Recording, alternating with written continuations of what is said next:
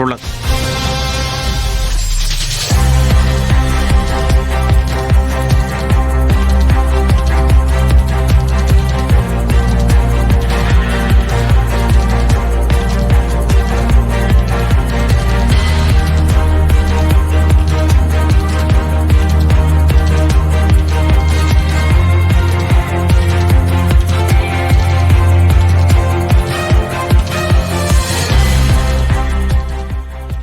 பிரதமர் மோடி தன்னுடைய ராஜினாமா கடிதத்தை குடியரசுத் தலைவரிடம் சமர்ப்பித்துள்ளார். இன்று காலை முதல் நடைபெற்ற மத்திய அமைச்சரவை கூட்டம் மற்றும் கவுன்சில் ஆஃப் மினிஸ்டர்ஸ் கூட்டத்திற்கு பிறகு அதிகாரப்பூர்வமாக கடந்த மக்களவையினுடைய அந்த அரசை கலைத்து தன்னுடைய பிரதமர் என்ற ஒரு பதவியையும் ராஜினாமா செய்வதற்கான கடிதத்தை அதிகாரப்பூர்வமாக குடியரசுத் தலைவர் திரௌபதி முர்முவை சந்தித்து நேரடியாக சமர்ப்பித்துள்ளார். மக்களவைத் தேர்தலில் நேற்று பாஜக தலைமையிலான தேசிய ஜனநாயக கூட்டணியானது வெற்றி பெற்ற நிலையில் புதியதாக மூன்றாவது முறையாக ஆட்சி அமைப்பதற்கான ஒரு நடவடிக்கைகள் மேற்கொள்ளப்பட்டு வருகிறது. இதனிடையே தன்னுடைய இரண்டாவது கட்ட அந்த ஒரு பதவியை ராஜினாமா செய்வதற்கான ராஜினாமா கடிதத்தை அதிகாரப்பூர்வமாக தற்பொழுது குடியரசுத் தலைவர் திரௌபதி முர்முவை சந்தித்து நேரடியாகவே பிரதமர் மோடி வழங்கியிருக்கிறார். இன்று காலை முதல் மத்திய அமைச்சரவை கூட்டம் நடைபெற்று வந்தது குறிப்பிடத்தக்கது. டெல்லியில் பிரதமர் மோடியினுடைய இல்லத்தில் இந்த அமைச்சரவை கூட்டம் என்பது நடைபெற்றது. மிக முக்கியமாக மக்களவை தேர்தலுடைய செயல்பாடுகள் மட்டுமல்லாமல் கடந்த ஆட்சியினுடைய சாதனைகள் உள்ளிட்டவையும் அந்த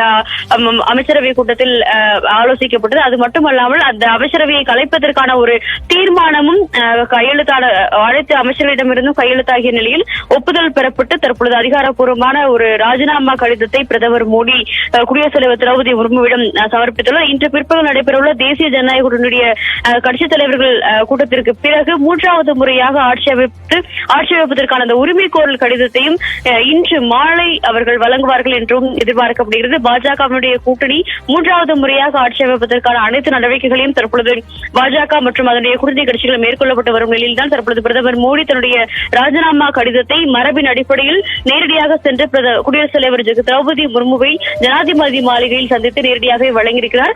இந்த ஒரு சந்திப்பு என்பது இந்த சமயத்தில் மிக முக்கியத்துவம் வாய்ந்ததாக பார்க்கப்படுகிறது. ஏற்கனவே வரும் 8ஆம் தேதி ஜனாதிபதி மாளிகையிலேயே மூன்றாவது முறையாக பிரதமர் மோடி பிரதமராக பதவியேற்பதற்கான ஒரு ஏற்பாடுகள் செய்யப்பட்டு வரும் நிலையில் ஜனாதிபதி மாளிகை என்பது பொதுமக்களுடைய பார்வைக்கு வரும் 9ஆம் தேதி வரை மூடப்பட்டுள்ளது.